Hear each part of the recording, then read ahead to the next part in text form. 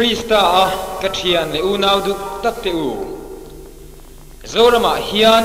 chanchin tha lo lu na chu kumza do lai alo ni veta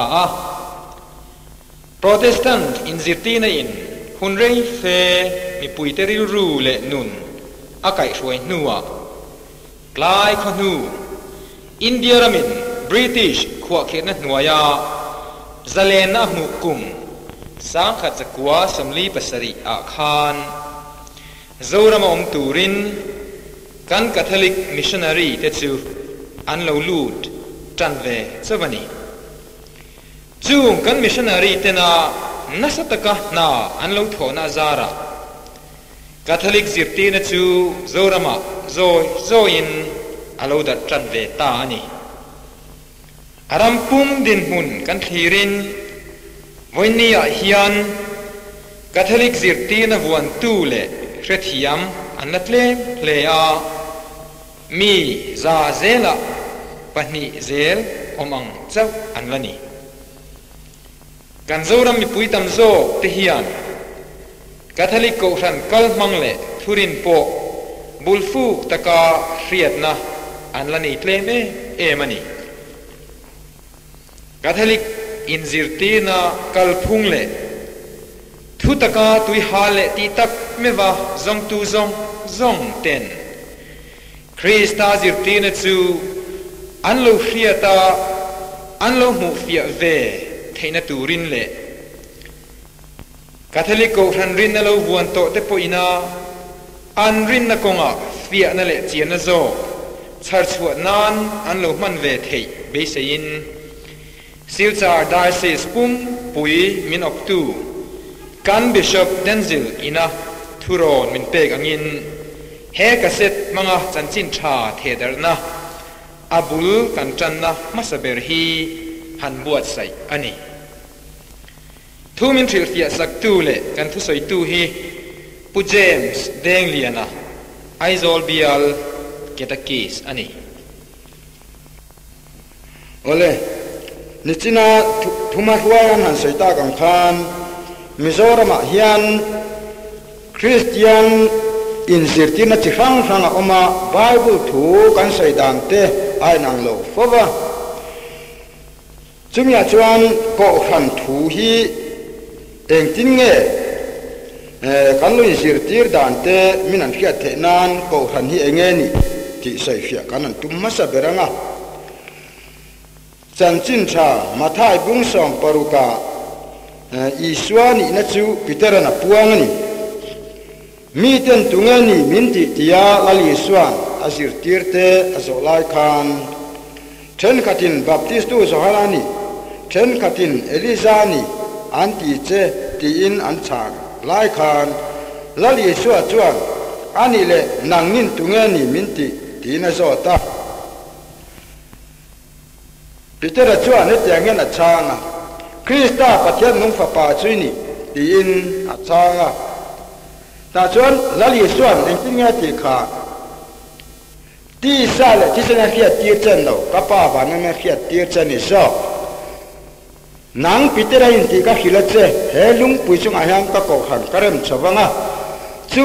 mi thi ko kulkong khar te chuan angam lawang atia he thu hi kan rama mi takin an soi toa amero chu he lung pui chunga yang ka Kohhran karem chawanga ti khan ama I suain ko kani ang ti ngai dan te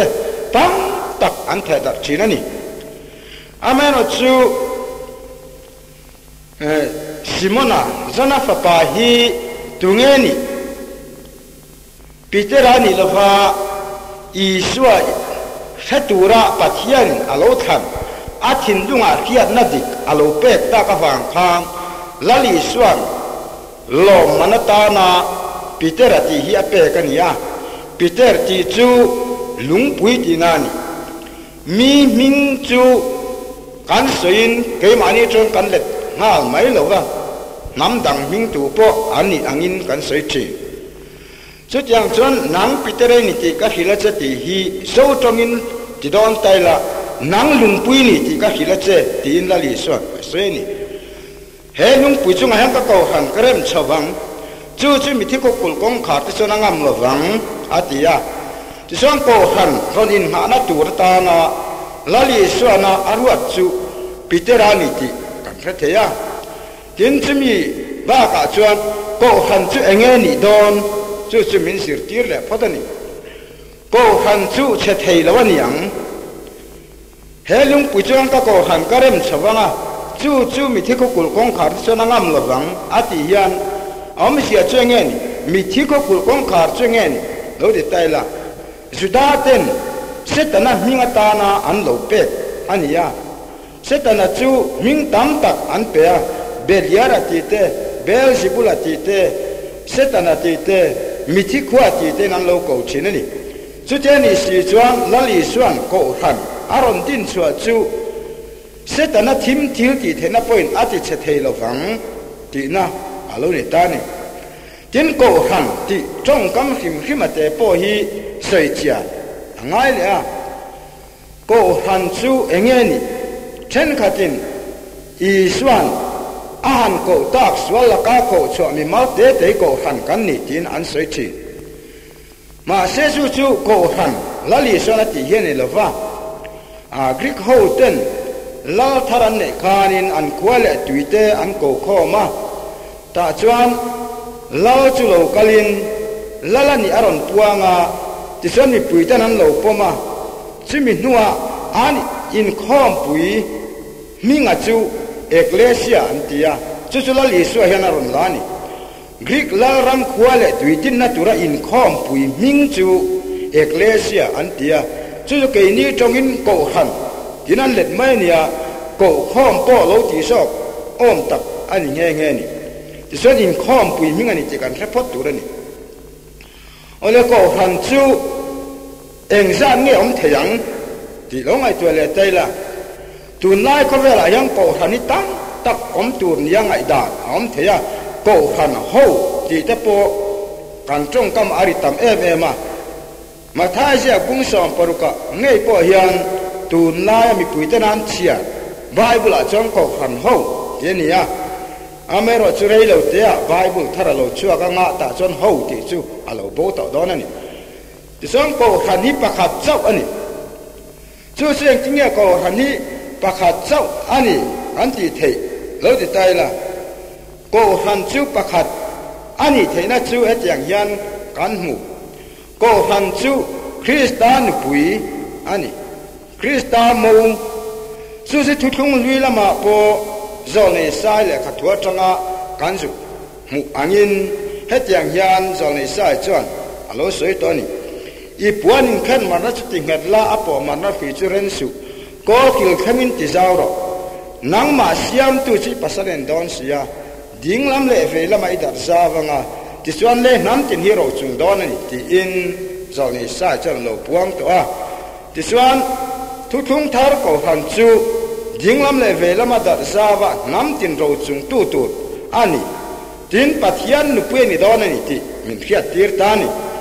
chu tianga Kohhran chu pathian nu pui ani tur thua chu lali suwa hian apom ve em tin lo ngai tu le taila mathai pung kwa chang som pali kan char khan chong he chungchang a zona sir tir ten an ron zo na lali sona chan na chuan tiang hian asen mo hoi tu te an hena pasalom chungin tunga sun tir theng chu nima sela na ta koi bo hun te alamanga chunga chuan chon la ngeyang ti in alo changa ta chuan I swa sir tir te chu mo hoi tu te an nia mo pasal chu Krista chuan nia a mo chu Kohhran ani chu te in Kohhran chu Krista nu pe ni si chuan hemi ko vela yang Kohhran pakhat ai tamam theilo reng ti na lo ni tani Kohhran pakhat chau chu mi thua changa om turen ti kan khiat chua dan chu tiang hian ni lali suan in ni na thua sir tirna nu pui pasal chu dam chunga tana nia anu pe mo pasal mo dam chunga mi tanga ni chona uire ni tu po ma hu ne piang po uire ni ti na lo sir tir to a chu chen ni si chuan lali suan Kohhran hi eng chen dam turin nge alo sir tir chan chin cha ma tha sia bung top kan chiarin ngai tu ke kum khang ka vel top khang pen hena ka mang ti min sir tir bakani ti sam ko thani ka vel top khang om turani ka vel top khang ina nung turani tin ko han ching ti ka ma che turan lava diabola thil ti thena pen ati che turan lo chu chu ko han din dan turani si chuan lali suan hemi ka velan ko han dang lo nei ta silangin a uire ti na dona tin he kan zora ma mai po yang ko han in ti po som ruk le pa ko vele moni a oma chu tian ni si chuan chung te chu lali suan lo pom vek ta silangin ko han an ni vek lo ti tai la lali suan che voi tam tak he zora ma po yan kum saral ma na uire ti na lo dona chu tiang an pui tam tak ne ya nu pui te thak sung mi ni chuan i surin tak pathian en lavanga midik ani bok hek lavanga pathian fa pani ti poin sei ta kan hek lavang chawa chang ko han hi pathian nu puani ti thua chang mat po hian pakhat ai tam om thei lavani ti kan no he thei tani tin mi chang lim pola sir tir na chuan het yang hian min sir tir le Krista chu ko han luani ti min sir tirani chu chen ni si chuan lu pakhat chau Krista chu mi sam turin ko han tam tak om thelo ko han chu Krista taksa nia Krista chu ko han luani si chuan lu pakhat ani chungin taksa pum pakhat ai tam am turin lova chu tiang anga hemi kovela ko han mi hring ten an du hun an rom tin le an manin thaber nian kia da nanga polan an siam te hi ko han lo ni zela Krista taksa ani zel chuan lu pakhat chau in chom pum tam tak nei in ngei haulo om kho mani dona chu Krista taksa ni thenge chu tiang ang zong an juk chu chuan ko han tam tak omarin dan hi ngai dan dik lo tak azir tir na dik lo ani kan tiani ti song ko han chu eng tin nge pakhat an yang ti kong dangin kan khiat chan chin tha zona siak bung som kan chiarin lali suan ka beram te chu pol khatin an omanga aveng tu pakhat ne ti in alo soi to a ti song ko han pol khat ai tam aom theilova pol dang alon phot chuan lali suan ka beram chu pol khatin an omanga veng tu pakhat ne ati pia lama loin kul khang ve an ni mai don ani ti song ko han pakhat chau lali suan min ron mu chua saka min ron din sakani tin ko han ti khim a pe su lali suan trong ka changin ari tlem em ma tuna zon mathai bung som paruk thua kanan hu ta ka khan i suan ko hana din tum thu le a nge tur thu min sir tira mun danga ko han ti lali suan foi khat Australia ta chuan ne chang hian min khit i una min thela ti sual chon ma chu zil ro i thoi lo chan mi dang pane mo pathume mo khoi la zil ro chu po ngai tha lo chong ko han ne na phen ro ko han thoi lo chon chu chin tan che kon tu le sen te lo ni ro se ti in alo soi to a ti song ko han thun ena san sia po chu kan lo mutani min ko han thu a oi to lo chuan sia kon tu le sen te ni turin lali suwa chuan alo puang to ani chut yang alo ni si chuan ko han tam tak a om theilo re nang ti chu chuan min khiat chua tir ta ni eng vai nge tam tak om theilo ani ti chum ya cha kan khiat the kan ti chuan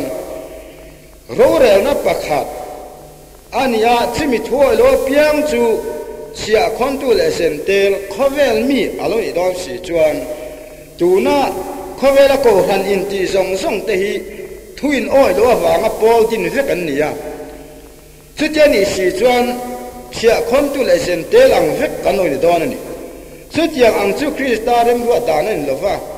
ti chuan apa ne na po eng tin nga ti kha zona sia pung sam pasari thu kan chiar chuan he tiang hian lali so chong tra kapa ani humro nang le ke pum khata kanom ang bokin an za pum khatani na turin an mani tan chau yen ngen sakani lo khovela an thua wa ke miloron ring tu tur tan po ngen sakani boke an za pum khatani nan ti in alo trong tra ya ti suan la li swa rem ruat na le adu dan le asir tir dan poi salava mi in fing to ka in ngai ne mo bible thu om sia phet to ka in ngai ne mo an duang anga pol an siam hi ke ni chang ko khanani kan ti thelo reng renga ko khanani ti kan su pom vai chuan pathian huat zong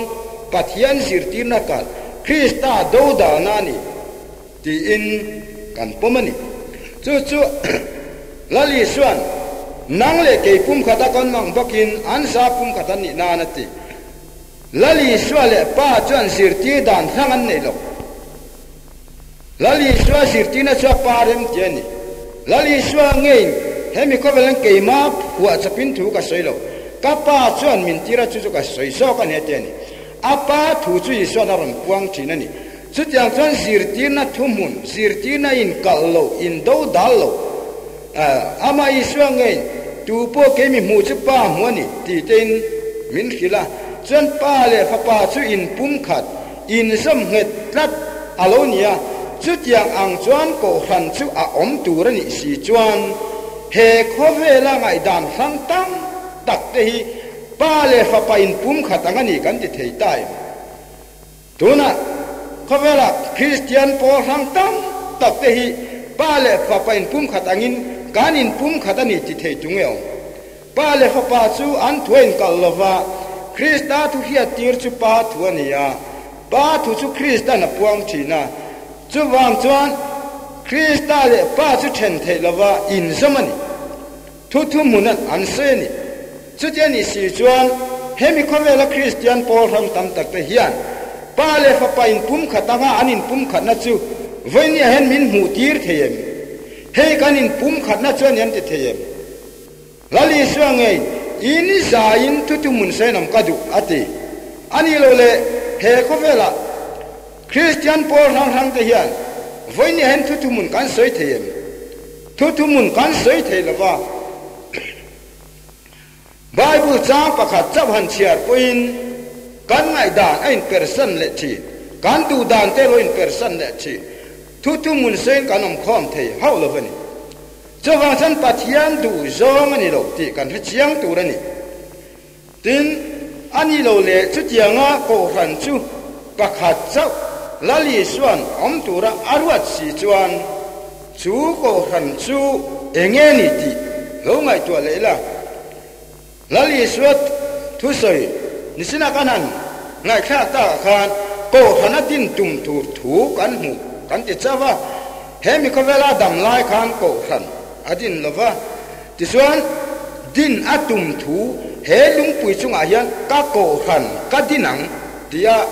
asoya chu ataka lo thlen na eng ti ka nge lo ti le tai la Pentecost ni ai takina lo thleng ta a Iswan ami te ako khoma ako khom te hena chuan ama chu alokala ni o meti ni lovin ti sabenga hiat the ri thupui te angin mitamu the leime angin pathian chu alokala ni chu da chuan Iswan ako khoma te nun chuaron lu ta a ti chuan Christanun le ako khom te nun chu alo in som ta a ti song ko khan chu Pentecost nia alo ding ta ni ani lo le hemi ko vela hian ko khan pol thang ko khan in ti tam tak kan lom tak si chuan chu Pentecost nia lali suan ko khan aron tin ta ka chu eng hinge ni ti in lo in zot ta ila a chan na chu hey hiani Catholic ko khan hiani chu seng tinge Catholic ko han hiani kan ti mai thei lo ti le tai la ko han lo tin tit lai khan adangam lo wangin an ming san sei tam te chu po ngai lo wang amera su Christian te sing asir ti dan khang te gnostic ho te an lo chua ta ka wangin mi thiang lim inga te suan edi Zipaquirá ta alekha sia ka chon ko han hi alo khil khia to a Kohran chu Catholicos ani alo ti tani ti sang Kohran chu lalpa thu pek zong zong huwa ram zong zong huwa nam song song huap hun song song huap chu Kohhran kan tia chuan ta ni chu ma la li suang ngei na alo sir tir to dan ani khovel song song a kalula chan chin sai khilula pa le tharau chang lim hinga chan baptisula thu ka pek song song a piang chu pom turin sir tiro tin ngai tu ke tu na changa kum khuain khovel to pheng puni na ka omang tia lo soi to chuan Kohhran ya huap zau tur sia min ko muwa hun song song a huap anga lao pa thu pek song song a huap anga ram song song nam song song a huap donani chumi hil fiana tan chuan mi thiang limik inga tia chuan Kohhran chu Catholic ani nam dik thilani lo sia te alo sir tir ta a ti chuan Kohhran hinga Catholic ti chu alo lar tan ta a tin mi thiang lim re fana sa le khapua po hetiang hian edi zathum alo siak to bokani Pentecost nia chuan apostol tharau thiang lim an lo khat ta veka an mani po mailing en sena ti chuan thurin an puang chuaka ti in apostol thilrin chu aran siak chuak ta pakhat na Peter chuan pa pathian thileng kim ti theile le van siam tu ka ring aron tia ti in apostol te thurin puan chua chu aron sei zela apakwana mathaya chuan Catholic han thiang lim le mi thiang lim te sam na ka ring ti hi aron puang ni tina lo siak to ni ti son Pentecost nia po thuro chia kan mudanin mathaya chuan Catholic ani ti alo puang to ni chu apostol thilrin voini thenga kan lavon that a po hian chiang takin mu thein ala ta selani ti son Kohhran Catholic Kohhran lali suan hemi kovela aron dina chu Kohhran chu ani lo le atutani ti sirtina te alom vele tani kovela Christian Kohhran thangte kanan so chuan Kohhran chu Catholic Kohhran apostola tani chu kan yellow anti amar chu Kohhran ni tu theinan ringkat chu wangin apostol Kohhran chu tu cheta a dang hiron din le nin anin soi fo chinani ole se chiang ang chu logic don ta silang kan pathian thuerin tla kangim ti lo ngai tu tai la zo nei Daniel le khabu bung ni chang samli palia chuan tiang yan min khil ngai te chung la ti ni chuan van pathiani he mi khovela hian ram aron tin venga chuaram tin chu engtika ma chelavanga engtika ma atiaw hek lavang alo na po midang te tan nu chein a om lavang ti in alo sei to a ti suan tu thung thar lo om tur hi mesia la ram lo jing tur ani sia min ko ngani chutiani si chuan engtika ma chelo tur le engtika ma atiaw lo tur ani thu pathiani na Daniela mangalo puan to kha Daniela hena chon do ta lo sei tinan do na ni Kohhran ya tluk thei phot chuan kan Bible hi arin khak lo eng van nge chu Daniela le kha bu thua a se po chu do ani tina ani do na chawang chuan hemi thua hian Kohhran hi atlu thei lovani ti kan lo mu chiang thei ta ni tin apa ni na chuan Kohhran atluk thailo tu thu eng tin nge lali swa zirtina changa kan khiat kan ti le chuan thu bul bera kan man ta helung pui chungan ka Kohhran karem chawanga chu mi thi ko kul kong khar te chuan angam lowang alo tia ti chuan Kohhran hi lo thu se thei ta silang chuan lali swa hian alo he chiang lo ti na nianga mi thi ko kul kong khar chuan chu Kohhran chu ati chian atuta ti nan donani chawangin Kohhran hi atlu ani ti zirtir nai mina pompot chuan pathian ain mi hinga ring sok tinani mi changin Peter chuan Sanhedrin ho ne na tiang hian zo na lo peto a pathian thu nge kan oyang mi hing thu keini chuan pathian thu kan oyang Krista chi mi thisinga ta thole tak mewani tinan puangani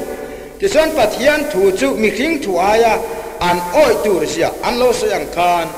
voinia po hian Kohhran hi atluchia a adang kan dinani ti hi mi hing thua ni chiang balani chu chu pathian thua kan mu reng reng lo mi hing ten ko hania 23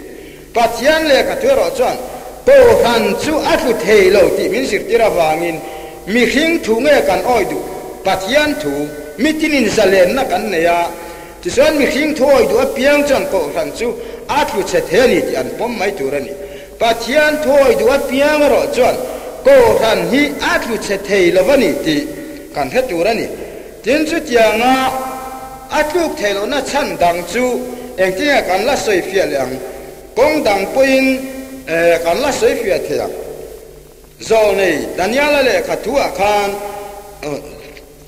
he tiang yan min fia tira tin isai le khapua po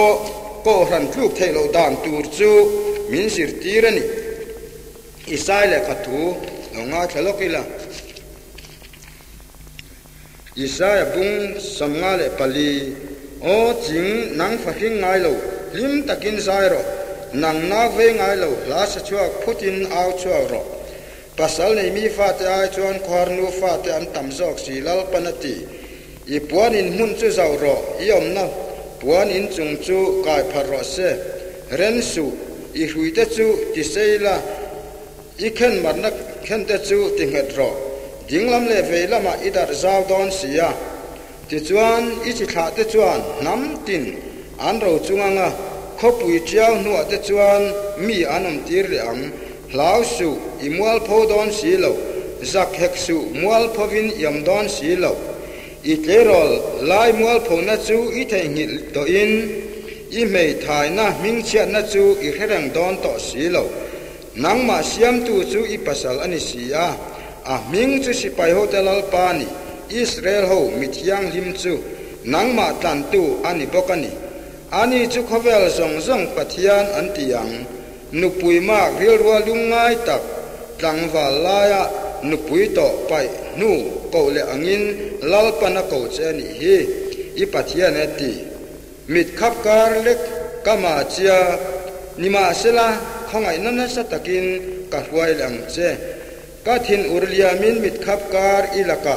ka mai ka thupa nima sela kum khongil nei na in ka khonga yang che lalpa nangma tan tu chonati chu chu ka tan nawa tuitang kha anisia nawa tuita chuan lei achim pil to lovang tia chia ka cham ang khan i chunga ka thin ur to lovanga ka sil hau to hek lovang che ti in chia ka cham ta ani tlang lian te chu an kal bowanga tlang te te chu sonin an om bokang kangil nei na ero hi chu ilak ata akal bo lovanga karem na thuthung chu sonin a om hek lovang lalpa akhongai tu cha chuan ati ti in heta jing nang fa hing ngai lo hlim takin zairo atia hi hemi athua tak chuan abrahman nupui sari kha ngai belin zol nei ten het yang an sei thin ani ti chuan ko han chu mi chang lim polan galatia mi te na alo hil fia to dana po galatia bungli chang samhia pakhata khanin min khila ti chuan galatia bungli chang samhi pakhata min lo hil fia to dana po khan jing fa hing ngai lo atia kha thu thung thar ko hanani sia min sir tirani abrahman pui pania ne ya pakhat chu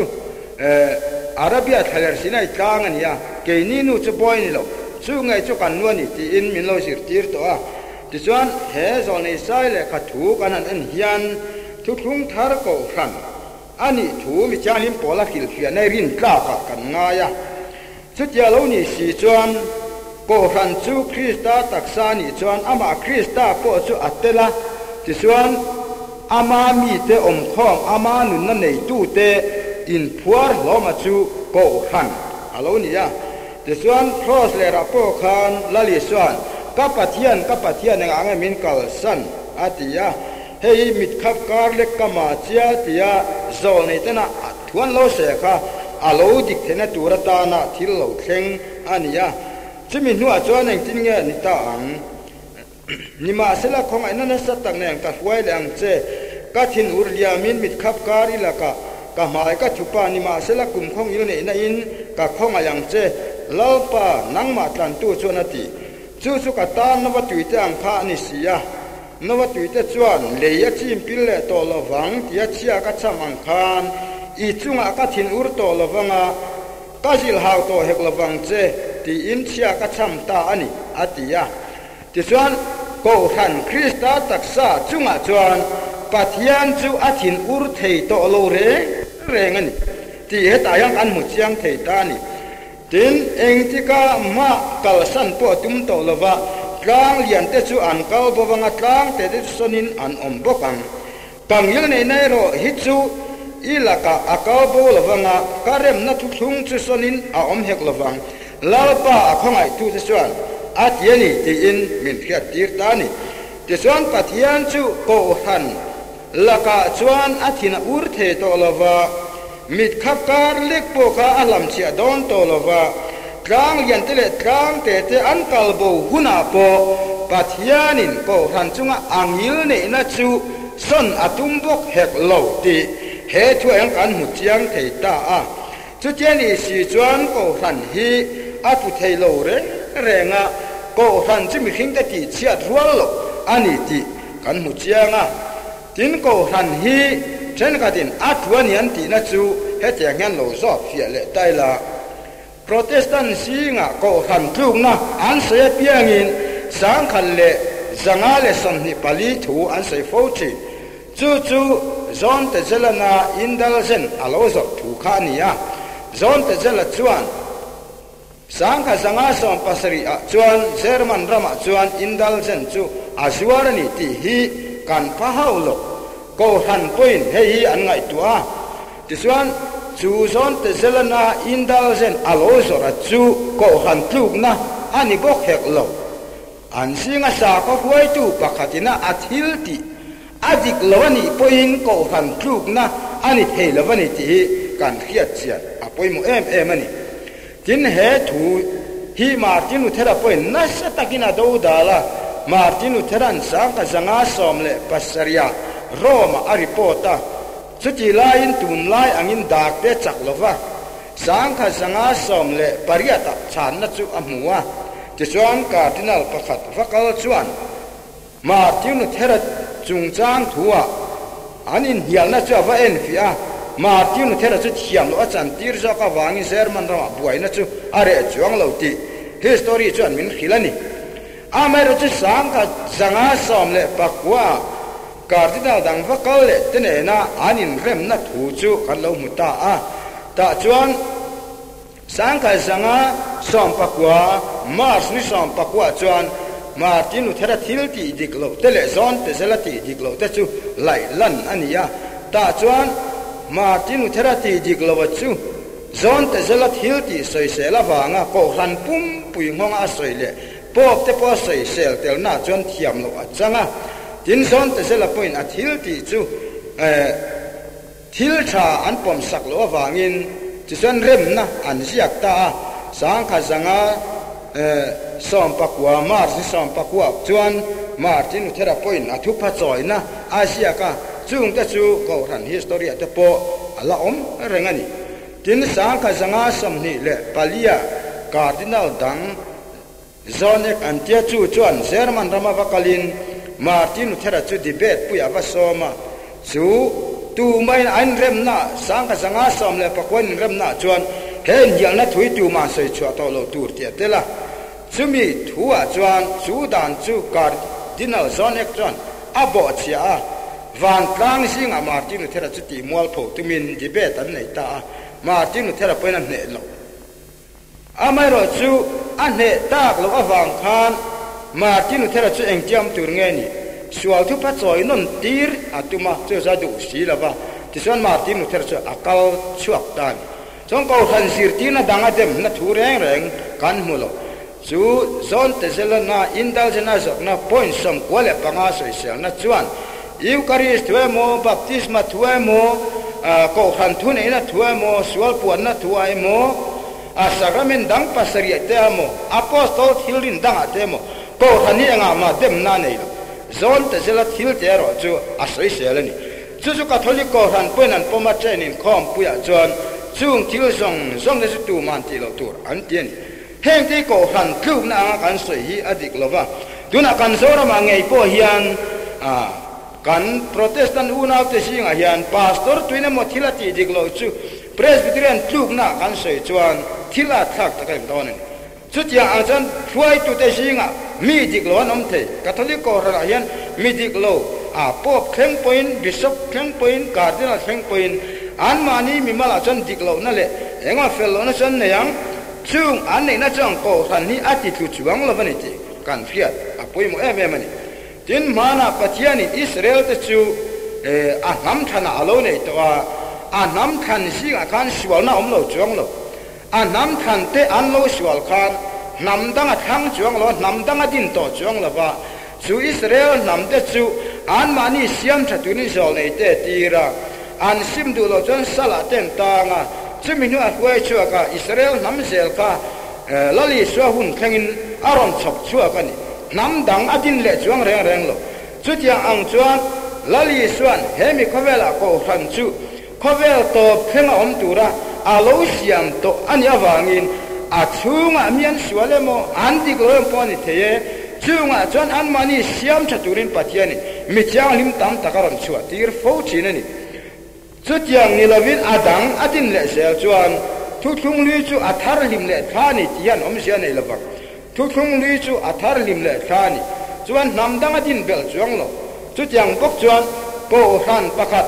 lali chuan asiam to hi engtika ma atu chedon lo tu che thei poni lo pathianin chung chu kan khia dang turin min puan saktani nichina pathian le khatu kanan soita ka tang tikhan Daniel le khapua ngai te chung lo te ni chan van pathianin hemi khavelan ramaron tinang chuaram tin cheng tika ma chelavang eng tika ma chiao lavang awa na po midang ke tan nu chen am lavang ati akha voini khengyan arin om ngain alarin om vengani chu chu thu thung thar Kohhran mesia lalram lo om tu akhil lo na ni si chuan eng van nge athu che ta ani ti kan pom the te lu lang ni tin tuna dan isaile khathu kanan chiar chu ta po ka thu de chu nawa tui tang khan yanga atia nawa tui cha le to lawanga ti chu voini khangen a le to lawani chu tiangin pathian chori nomani chu tiang ang bok chuan chu Kohhran chu ka kal san to lawang che atia hi kang yil ne na chu ilaga ta sonin a om lawang hei nawa tui tang khani ati si chuan voini a hian pathian chuan do min na khit lawa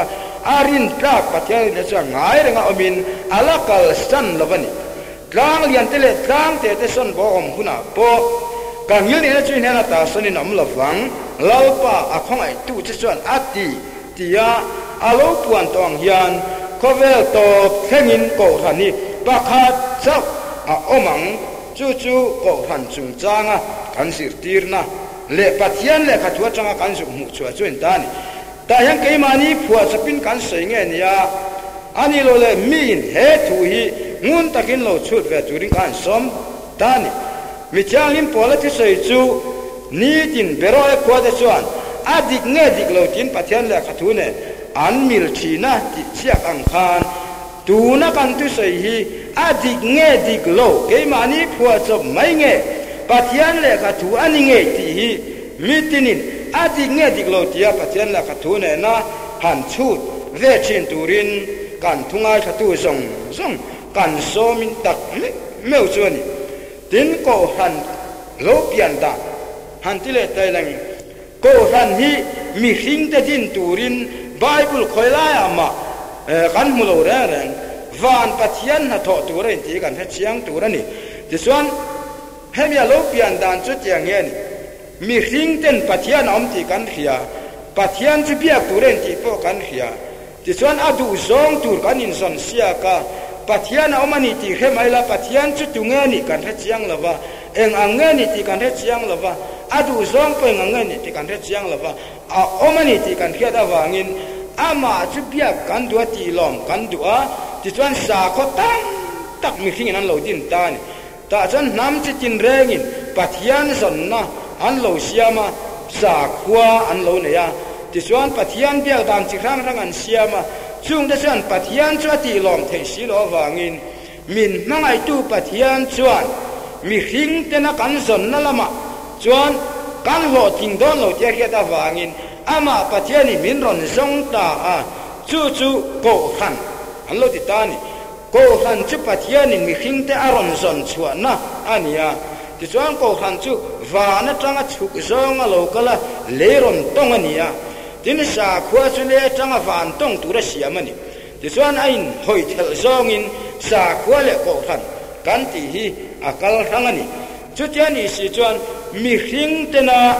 kan du anga sa khua kan lo siam te he tiang hi pathian du zong an yang tia nam sing ber te pena sa khuan lo siam te le nam fel ber te nan lo siam te po kha a thing zo lo wa pathianin afa pa khawela aron tire si chuan ani lo le ma khosanga changa nam sing te nam ma te nam fel te nam sikin rang an ngai tua na changa pathianan zon na kha a thing lo ni si chuan voinia kum zabi som ni na kan man lai me kum sang hi don lai lo kal ta ami hring te hian kan du dana po kan siama kan du dana pathian tu kan hil fe ating chuang lo wang ti kan khe tu rani pathian nge chuan Israel ten hen ateng hen lo soi to mi hring te ngai dan adu lo sia chiang takin apuang in ngai dan ni ka ngai dan en lo ka ngai tua te po chin ngai tua ai na sang zok pokani sipai hotel al pa chon ati ya Israel nam pum pui ngai dan po du lo chu chang chu ni lovin Iswa khawela local lai khan apostol sam pani athan te singa an leader te ngai dan po du bok hek lo chu chu mel dang lam na tlang akang kan mu Peteran lal pai du chon tan bok te pathum kan khwang itan pakhat Mosia tan pakhat Elisa tan pakhat tia an rot lai po khan pa pathian chon aoi chuang lo chutianga amidu berte ngai dan po pom du lo pathian chuania chuwain mi hringin kan ngai dan kan ther chuana kan du dana pathian tu kan hil fe pathian apom lova ama adu danin khowela Kohhran aron din zoka chu Kohhran chu Catholic Kohhran amti chu ania tin Kohhran ni atu toni tile tu te dang lo chut le taila 7 day ho kan va zo chuan hetianga protestant pol rang ten Kohhran chu sang kha zanga vela thuan so ya dik lo man atu toni an lo ti ve a chu laudike Kawnpui athuan yanti chu edi sa thum nu lokani ta chuanin Kohhran tlu na chu min son sak le ta a tin chu ai piale de ba chuan UPC chuan laudike Kawnpui ma den lom Kohhran chu nai sin Kawnpui ni zo ti in anon sei vele tani ole chu tian ni si chuan Kohhran a thuani ti thu he tu chu pathuman lom ta thu he tu te thu chuin rem ta thu he tu te thu chu ai nang ta eng thua po thu he tu te khia danen kal chuan an thu hiat chu pom tla kanil eng ro rel na pon pom ngai lo ko ta po mi thu he tu te khia danen kal tlat chuan chu la khen lo chu tia ang chuan Kohhran thu ta ni ti thu he tu pathum te thu hiat ti ain ko kal le lu tu ka then katin edi za thuman te then katin za thum somrukan te then katin sang kha zanga nuan te chu tiang khop chuan Kohhran chu lo thu po ni se atlu na lai khia chuan am lo ti na lo ni le ta ni chawang chuan Kohhran hi mi hring te ti chia rual lo pathian ina ama kan po na tura kong min siam sak chuan ya chu mia chu kong te tak te ayang so khingen yang o kan ti neu tura kong tam takan don lo chu sa le khapu bung som thum panga po khan kan muani lam lian o mang chu asami bol ho tu ma angkal lawang nima selami bol ho te ta na siamani chimi konga chan mi del te po an bo to lawanga ke bai te po an bo lawanga mi a te po an bo lawanga tiani chuan kong chiang tak ayang lam hingen yang o ti mai tu ni lavin kong fia tak kong chiang tak ani don chu tiang ang nge chuan he mi khawela po hian lau pai so Kristan khawela ramaron tin kal kong chu kong fia tak mi ate po bo the to na tura ta na min mu chua sak tuna eng po paiso te langin eng tikuma lo dingen ni ti taila sang khat le zaria ta ti ten omanga chu chen apostol te hun thenga sei the nam don lavani chawang chuan Kohhran hi mi in tam tak oma an rin hi rin dan dik lo zirtir dan dik lo mi hing te zirtir na mai pathian thua trâu bul nei reng lavani kanti lo the lavani ole ani lo le kovela pol sang lo om tu hi pathian mi te han an hello kem lo ti le taila tuna kanam dan tur te an mulo kem lo ti le taila en mulo kani kovela hian pathian du zong chu Kohhran Pakhat lo ni ma silangin pathian du zong ang zela mi khingten kallo na turin setana chan englai point cholwin na athok ve rengani chutia wang chuan rin ran na kovela tu atumani chu zoni te point an fil loka lali swazir tir te point an fil loka zuda le khathoni an en taila mi chang lim zuda chuan ale khathona po etiang hian min khiat tirani chan dam na thu sia atum lain kharau khiat tirna changa a khiata chuan chan dam na thu ain khovela ring tu te ti buaya pol khan siam tu ten lom dona chu mi te laka phim khur tu chuan ring tu te fui chu thil ti mak mo le thil chul bera alo ngai ta ni ti kan mu the ni ale ka thon dul chan na athusia ka changin du tak tu kan chan tran chan dam na thu in ne na sia ka tum kham lain mi thiang lim te ne na rin na vai khat kol tir lama chuan thanen ngai taka beya fui tur chawin in ne na le kha siak athul ti kalohia atiani mi tu te mo aru kalut anam don sia man lai thiam lo chang tura ruat lo ka te chu ti in min sir tirani ti chang ko hana hian pathianin thiam lo chang tura ruat tu te mo an lo omanga chu chon ring tu ten ti buaya chumi chu an khiat fiat hena turin thu thung lui huna pathian ruat dan do dala mi hingar sirtina ron puang tu te chanchin a khiat tir masa het yang hian a soi tin eng kim voi khat revek ma ula lalpa chon ai kuptara ma tangin mi te a chan chua chumi nu in a ring lo te chu ati boral sia kha phiat non tir chau ka duani tin van tir ko te an ma ni tir ko ni na pom lova anam na pa ngai kal san sa te chu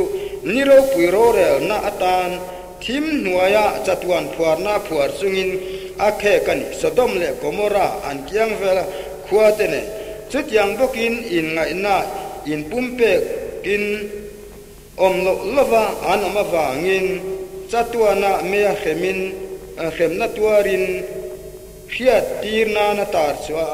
anamang khan atiani tine ta kan chiar jel chuan mosia do dal tu te lalpan apai tak thu te min khiat tir sela korate danatanaten pathian ruat chan do dala ma sen ma ni chu leika kin alem tani chu son pathian kong ruat do dal tu te pathian na khemisia a khiat tir sela ti chuan thu thung tharami tur te in kha kan khiat fe the na tar chu kan ti chuanin het yang yan thu thung tharami te tan min sir tir nima sela du tak te unang ni songin kan lal pai so Krista tir ko ten an hil lok te ka hereng ro khun hinunga chuan pathian ngai sak lo lam an mani chang nang zelo min nui san tu ten lo lo mang ti nenan sei sia te kha chung mi chu ti sami tharau nei lo por sang te siam chuak tu chani ti in min khiat tirani te chuan ko hani pakhat chau om turin pathianin du ma selangin setana chuan pathian thil tum ti ho ting lo turin mi hinga na athoka edena changa na pa ngai chala chun som selani cho wang chan ngai dan hang pol hang siam tu te an aron chua tira ti chuan pitera le ka thon kan chiar poin ale ka thon panina nima selami te singa chuan zo le der pon lo choka chu tiangin in singa hen sir ti te der ten lo lamang chung mi chan an mani le tu me lal pa chi phasanin mi ti chethai rin san na teru ken ron ru puyanga mani chunga choble chila bor an then tira tin mi tam takin an hur na lam thil chon sing venga an mania wangin kong tik tak sei chiat ina omang atiani chung thua kanan ngai tua chuan ring tu te singa pol hang siam tu te an lo nge don ti kan lo ta a chung la ka chuan phim khur turin Krista sir ti te chuan an lo fui lok to ani ole chung thu su foi ni khengen adik nang che kan mu the ani lo le kong dik tak Isu Krista na ron mu chu kan khe to a an le chu su tu ten nge soi se ta hemi ko vela pegen kan ti ho sa kwa te hian chu ko hangan soi che na chu veng san ngin khiat to Christian intivate ho Bible chu pathian le kha thua pom ve tho Isu chandan tu niaring ve tho Paul hang siam tu te sui tu te na changin an lovem ni voi ni khang yan chu ko han sei che na chu kan la khiat chin ni chung thu te kan an ngai tu chuan hemi khavela Paul hang siam tu te na tho tur chu an lo hil lo na se adik nge yani an ma nia wangin kong dik tak chu sei che tin a omangati Christian intive tho te sing a hian an lo ri pop chu sakolen ti te ya lo chu ta Christian intive tho te hian an lom ni Kohhran cho tu chiani lo ti ta ti chuan chung Kohhran soi se tu te chu pegen mian ni lova Christian intive tho pol hang siam chuak te tu te anni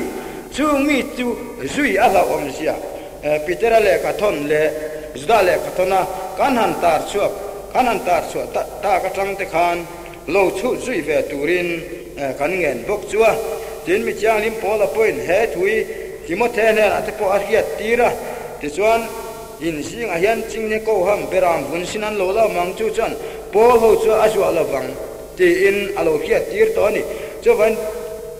beram bun sina ching nya chung am chu ching nya ni si in ring tu te ni om takalanga cross thu sei ve tho si zirtina diglo Krista zirtina changa kai peng tu ni tura local tam tak khovela kan lo muta chawang chuan heng kong ate kanin chiar film thena tur chuan